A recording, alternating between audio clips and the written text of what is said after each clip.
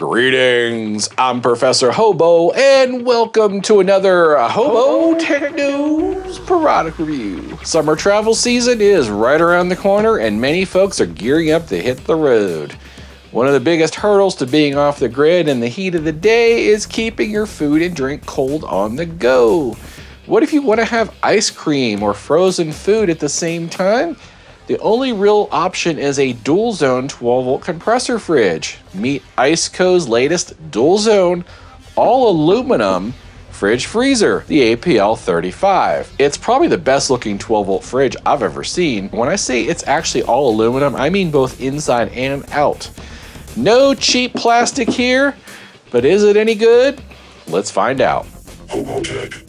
The APL35 is a 35 liter or 37 quart super lightweight all aluminum 12-volt compressor fridge freezer capable of cooling from room temperature down to freezing in under 15 minutes with its powerful top-of-the-line SECOP DC compressor that's not only ultra efficient but whisper quiet. Unlike most cheap 12-volt fridges from other brands, the APL35 purrs like a kitten and doesn't make any strange weird banging or whining noises when it starts or stops.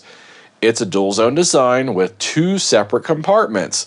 One is 27 liter while the other is 8 liter. Of course, one side can be set to refrigerator and the other side set to a freezer.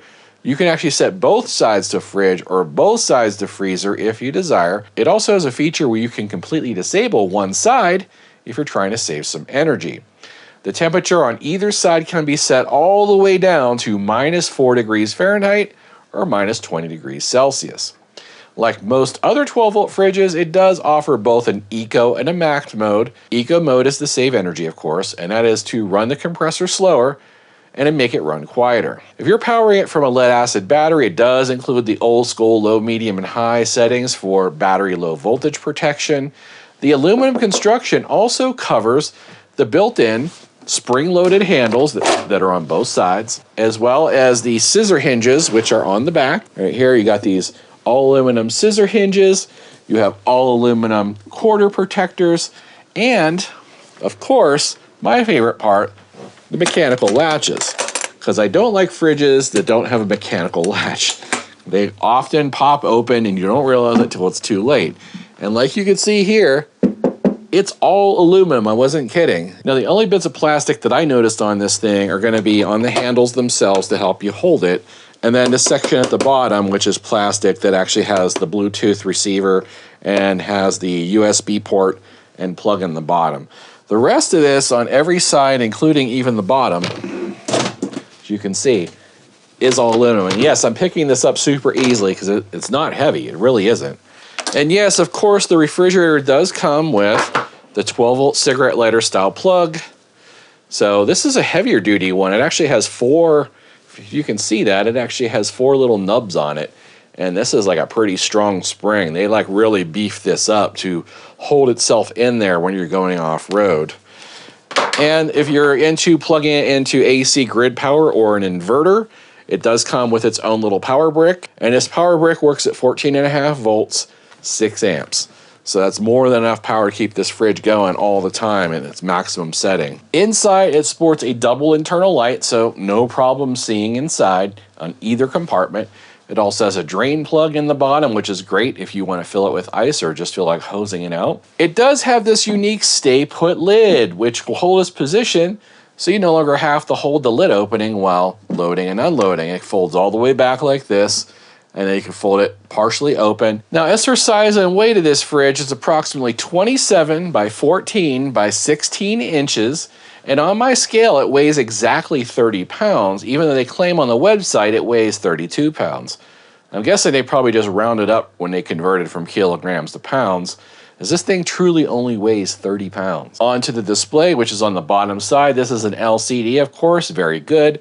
There are only 4 buttons, so it keeps everything simple, and the display is easy to see in bright sunlight. However, the display being at the bottom of the fridge like this, if you have this sitting on the ground, it can be difficult to read. ICECO does offer an app that allows you to remotely control your fridge, so even if you can't see or reach that display, You can monitor its temperature or change the settings as long as you're within Bluetooth range. This does not have Wi-Fi. Now, this ICECO fridge, like most other ICECO fridges, does not have a built-in battery or a way to run it directly from solar, but ICECO does offer a separate 250 watt power bank and a larger 1000 watt hour power station that can run any of their fridges. I'll show you that power station here in a bit. ICECO does offer a full 5-year compressor warranty on the APL35. And of course, I took the ICECO APL35 here into my secret laboratory where I performed all kinds of crazy experiments on it. All right, temperature check. We have the refrigerator set to 37 for the refrigerator side and 0 for the freezer side. Inside here, we do have a thermometer that's been in here for about 3 hours. Let's see what it says. So there you have it, 7 degrees on the freezer side. So that's been 3 hours at 0. Okay, I've been running this overnight. It is set to 37 degrees Fahrenheit. Now let's see what the thermometer inside says. It's been in there overnight, so 38 degrees Fahrenheit. So it is right on. So that is pretty accurate. In fact, that's one of the most accurate temperatures of a refrigerator I've seen yet. All this aluminum in here makes it cool more evenly. Instead of being plastic, this spreads the cooling around, or more accurately, it spreads the heat around. Results of the 12-hour consumption test. Now, this test was done at 0 degrees Fahrenheit on the freezer with 37 degrees Fahrenheit on the fridge. That consumed 162 watt hours over a 12-hour period, or extrapolated into 24 hours, it used 324 watt hours. Now, this test was done under lab conditions at room temperature. These are some really impressive numbers, and it's actually better than other dual zone fridges I've tested in the past. Do note that dual zone fridges do consume more power than single zone models. Now, I have tested other single zone models that do use less power than this in 24 hours, but then you're comparing apples to oranges. So ICECO sent me this power station. They wanted me to use it with the refrigerator, so I charged it to 100%. You can see right there. I'm going to take this outside and do it for the overnight time lapse. We'll see how much of the percentage of the battery it uses. This is a 1000 watt hour power station.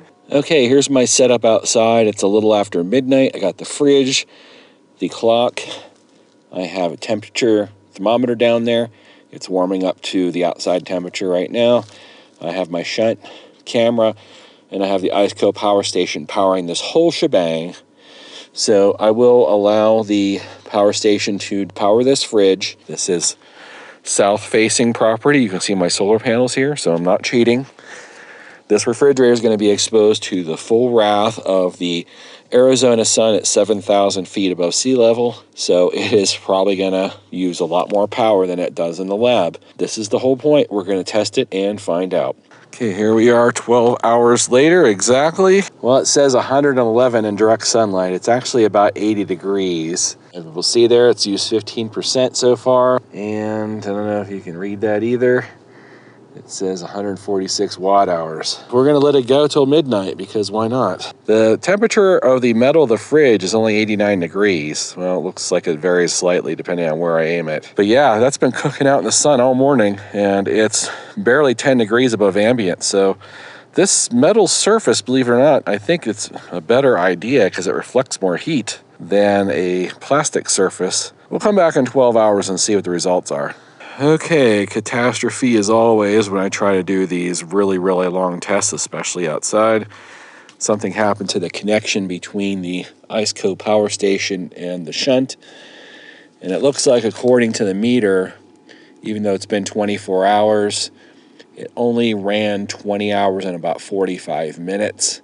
It used 306 watt hours just after midnight, so it's been 24 hours. Temperature's at 58 degrees.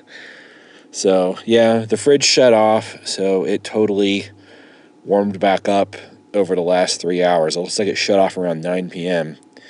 So last 3 hours of the test were shot. So what I'm going to do is just go ahead and extrapolate. I really can't afford to do this test over again. This video needs to be out in a couple of days. So I'm just going to use the 20-hour and 45-minute time and power usage and extrapolate. I mean, it's really cold out here right now. It's under 60 degrees. So it's not like this refrigerator would really use that much power anyway, sitting out here in the cold. So we'll just go with what we got. Now, in the 24-hour direct sunlight test, we made it to 20.75 hours before what I suspect was humidity messed up the 12-volt connection. We used 305 watt-hours during that test, which was a mix of nighttime temperatures in the mid-40s with daytime temperatures around 85 degrees or so. Now, if we extrapolate the amount of watts used each hour, it comes out to 14.7 watt. Multiply that by 24 hours, that gives us 352 watt hours total consumption, or barely more than our 324 hours in our controlled lab test, which was at 70 degrees. This just goes to show you how well insulated this fridge really is. Now, that sun test was performed south-facing and all-day sunlight during late May in Arizona with virtually no clouds in the sky. So it doesn't really get much more brutal than that. Results of the noise test on eco mode, this was whisper quiet at under 43 decibels. What do I think about the ICECO APL35? I think this thing is beautifully designed. While I disagree with putting that display on the side at the bottom, the reason they did it is so you actually have a full width lid opening. Because on a lot of other models, they have the display on the top or up here in the corner. You can't have a full-size lid opening. It also would have gotten in the way of the handles, so they did put it down there. It's not the end of the world because you can control it with the app. Now, this thing is truly large inside for its minuscule outer dimensions. The super low 30-pound weight still throws me off every time I pick this thing up. Now, there are upsides and downsides to this all-aluminum construction. One of the downsides is that it's going to get banged up pretty easily. So if you're somebody that like totally abuses your fridge by like letting it sit in the back of your SUV and roll around and bang into stuff, this thing isn't going to be pretty for very long. However, if you're careful, the aluminum siding might not be an issue. It does feel somewhat pretty thick, so I don't think, it would take quite a bit of pressure to actually dent it. I haven't hit it with a hammer or anything, but it feels pretty darn solid. Now, one of the major upsides to all this aluminum is the temperature control. With this shiny metal outside that reflects the sunlight, a thick foam core, and then full aluminum on the inside, you essentially have a high-end thermos. Even if the outside metal skin gets hot, it doesn't transfer that to the inside, and we saw this proven with our outdoor direct sun test. Now, I've always told everyone on the channel for years and years, never leave your fridge in the sun. This one seems to be the only exception. And even though the sun was baking my plastic thermometer at well over 110 degrees, the outer skin of this shiny metal fridge was barely above the ambient 85-degree temperature that day. Also, the inside of this fridge is one of the best I've seen so far for holding a consistent temperature. Again, it's all that aluminum, which is a great conductor of heat. It seems to evenly spread the temperature a lot better than the cheap plastic fridges. Then again, you simply get what you pay for in this industry. If you're looking for the cheap, junky $200 fridge you got to replace every year or two, ICECO isn't for you. That takes us over to everyone's favorite part, product price. As of June 2nd, 2024, the recording of this video, the APL35 is currently crowdfunding on Indiegogo for right around $500, which is a great price for an ICECO. Most of their dual zone fridges, you go right to their website, you could check it out for yourself. Most of them typically hover around the $700 to $800 mark, making this an exceptional deal at around $500.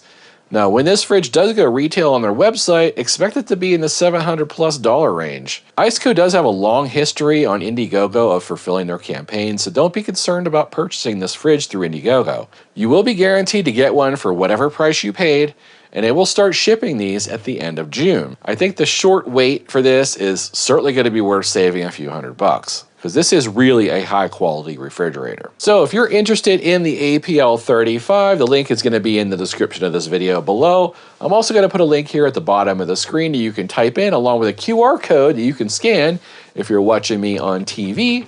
That'll take you on over to the ICECO page where you can check out the fantastic APL35. Thanks for watching. If you learned something today, don't forget to give me that thumbs up below. And if you're not a subscriber already, you know what to do.